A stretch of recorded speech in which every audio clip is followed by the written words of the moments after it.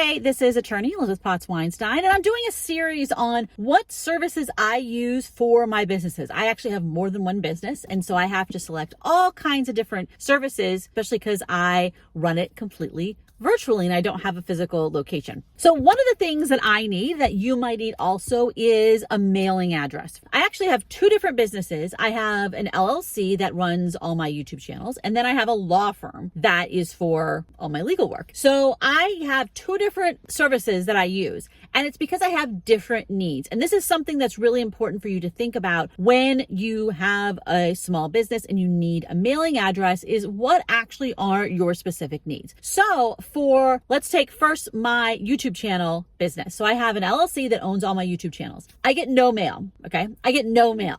So I don't really need something that has a lot of features about all the mail you get and how they're going to handle all that mail, because being able to receive tons of mail, because I don't get almost any mail there. So for that, I actually just use the company that formed my LLC and is my registered agent, which is Northwest. And that works really great because I get almost no mail. I just need that address so I can fill out forms. And it goes on my banking and like all that kind of stuff, because you need an address to fill out forms for government things and on various documents. But I'm not really actually getting mail. And so a lot of times you can get that as an add-on, which is what I got from Northwest when I hired them to create the LLC for me and be my registered agent. On the other hand, for my law firm, I actually get mail. So for my law firm, how the mail tends to work nowadays, I used to get a lot more mail, but nowadays, some of it is actually, I'll get a FedEx Express from another lawyer who is filing an official letter or sending an official letter to me on behalf of their client to one of my clients. And so there, I need to be able to accept not just postal mail, USPS mail. I need to accept FedEx's, UPS's, whatever, because they'll send them as express mail things. The other thing that I get that happens actually a lot more often is from the trademark office. So for clients, I file trademark applications. And then when you get to the very end, they don't send you, everything's done by email, except for the very end, they actually send you your trademark certificate. And it says nice certificate, has a stamp on it and all this stuff like that. And they send it to me for me to forward to my clients. So for that address, I actually need to get mail. I get mail on a regular basis. Not every day, but every month I get multiple pieces of mail. And some of them I have to forward to myself, so then I can repackage them and forward on to a client. All right. So for that one, I use a different service, which is called Anytime Mailbox. Now, technically, I'm not actually using Anytime Mailbox. So Anytime Mailbox is kind of like Lyft or Uber or something like that. When you use Anytime Mailbox, it's the software, right? You go to the website and you sign up through their software for the mailbox. They don't actually have Anytime Mailbox locations. The locations are all typically mom and pop postal stores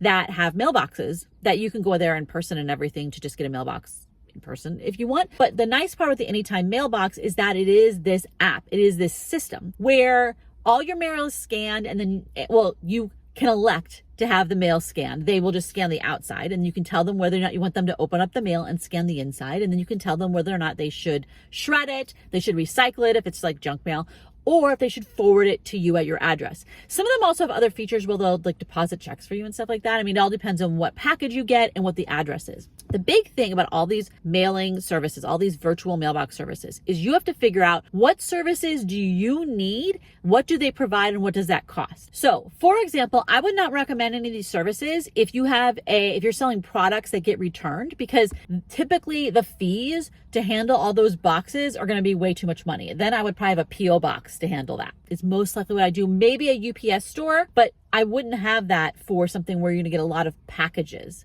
back to you. Or you actually, for some businesses, you get enough where you would actually hire a service that just handles that. There are companies that just handle processing returns and things like that, that kind of are like a warehouse kind of company, and they handle shipping and processing and all those things. That's what I would do if I was selling products, especially at volume. However, if you're a business like mine where you provide a service, you are getting mail, but it's just the occasional mail, or you sell products that are downloadable or virtual products, or they're things that can't get returned, or you don't have people return them if they're broken, you just send them a new one, or you don't have a return policy, then having some kind of virtual mailbox can make a lot of sense. You need to look at what the addresses are though. So if you go to Anytime Mailbox or any of the other ones, you can search for addresses in the city where you want to be located, and they may or may not have any there. Okay. And then also each of them, because it's through like a contractor for Anytime Mailbox, a local one, they're all different prices and all different features. So you really have to look at what they have. I have an address that's in San Francisco, and for the level of mail that I get, it's an incredibly reasonable fee. I don't know, I think I'm paying like $20 a month, plus a little bit more because I'll have them scan things and I'll have them ship things to me. And there's a certain amount of mail that I get and scanning that's just included. And then if I have to do more than that, then I have to pay for it. And then when I have them ship things to me, they charge me for that, which makes sense because they have to pay for the postage. So it makes sense that they're charging me to ship me the stuff. So one of the other things that's really great about Anytime Mailbox in particular is because they're integrated with a notary program. So anytime you go get a mailbox that's not your actual physical location, so a UPS store, a PO box, a virtual mailbox, PMB, whatever, you have to sign these forms that go to the USPS and they have to be notarized. Now, if you go in person to a UPS store or whatever, they can do it right there. So you may not even realize that that's really happening. But if you do a virtual mailbox, you have to get it notarized. And Anytime Mailbox integrates with a online notary system, so you don't have to go anywhere in person, right? And I really, really like that. And it works, I think, from anywhere. I'm not going to say 100% of states always accept it. So you'd have to look on there and make sure your location actually will allow that. But they have an online notary system. So you do like a video chat and you have to hold up your ID to the camera and all that kind of stuff. And you're able to get the notarization online. It makes it very, very easy and seamless to get that set up. Now, one thing to remember is that, like I said before, the prices are based on the individual locations. It's not standardized for every single address on Anytime Mailbox because they're different companies, right? They're little mom and pop shops for the most part. So you have to look at those different prices to compare what features are, what the pricing is, and they can raise the fees for you. And so my fees have gone up a little bit over time. So that's just something important to realize that happens. And Anytime Mailbox doesn't, I don't think, control that. I think it's the little local businesses that do. So I have a link for Anytime Mailbox below that is an affiliate link. So I get a little bit of compensation that helps me make videos for you on this channel. I also have a link for Northwest.